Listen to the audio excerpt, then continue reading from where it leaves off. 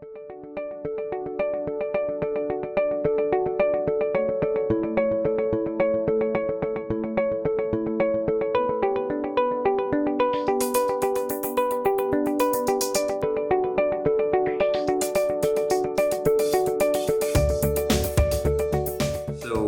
there are a couple of good reasons. The most important one would be customer demand. So whether you look at consumers or corporates, it's pretty clear that the expectations for speed of delivery of anything, whether it's a package you order from Amazon, or a taxi, an Uber or a Lyft that you order from your phone, there's an expectation of immediate delivery. And in that context, it's actually quite remarkable that payments, money, can transfer from account to account these days. It could take a day, it could take multiple days for a cross-border payment. So there's significant demand from the customer side. Banks are responding to that demand, and central networks are responding to that demand by creating account-to-account based instant payment networks. So if we look at Europe, for example, there are actually two in place today. There's RT1 and there's TIPS.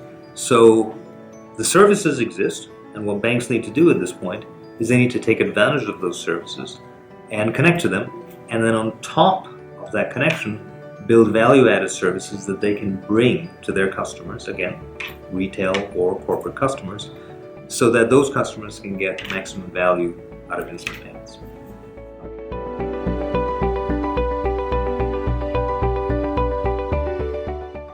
So the most important thing is to make sure that they can offer value-added services on top of instant payments. It's not enough just to connect to instant payment networks, because everybody's going to be able to do that, and then what you have is a commoditized offering.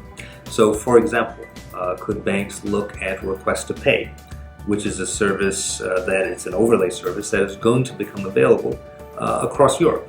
On top of Request to Pay, you can add workflows for e-invoicing, e-billing, which connect the bill, the invoice, directly up to the payment. So someone can, on a mobile device or an online channel, make a request for payment and then receive the payment electronically in real time.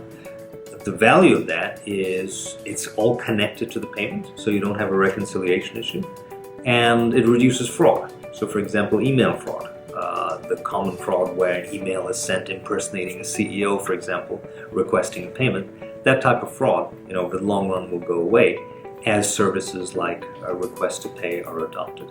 And it's really important for banks to look at that across the instant payment networks that are available in Europe. So not just RT1, not just TIPS, but potentially being able to connect to both and provide value-added services that run across multiple rails.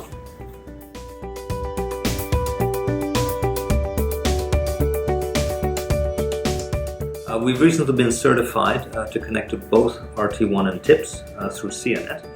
And what we've done is we've looked at that, the whole instant payment experience, and tried to bring an end-to-end service for instant payments to market that runs as a service in the cloud. And there are a few reasons for that. One is that with instant payments, we don't know where the volumes are going to come from, and we don't know where they're going to go. So is it going to be millions a day? Is it going to be millions a month? Will low-value traffic all migrate to instant payments? We just don't know, which means it's very important that banks that connect to instant payments do so at the least initial cost. And payments as a service in the cloud offers the ability to do that because instead of a high capex, it's OpEx that can be spread out over time. You can start at very low cost with low volumes, and then as volumes rise, obviously, you can increase the scale of your investment. But more importantly, what payments as a service in the cloud offers is the ability to be much more agile in terms of bringing new services to market. Our service is fully API enabled, which means that if banks want to build, for example, Request to Pay services on top of instant payments, they can very easily do that with the APIs that we offer. We also take care of compliance. That's a major headache for banks. And with a service, there really is very little they have to do there. Banks can focus their resources on having a differentiated customer value proposition rather than the nuts and bolts of processing. So when you put it all together, we think that really payments as a service is the only way to go for instant payments because you can do it at very low cost. You can do it in a way that is guaranteed to be compliant long term. And ultimately, you can do it in a way that helps you accelerate the time to market for new services to your customers, which ultimately is what will help you increase your business and increase those volumes and make instant commerce and instant payments a reality for all of us.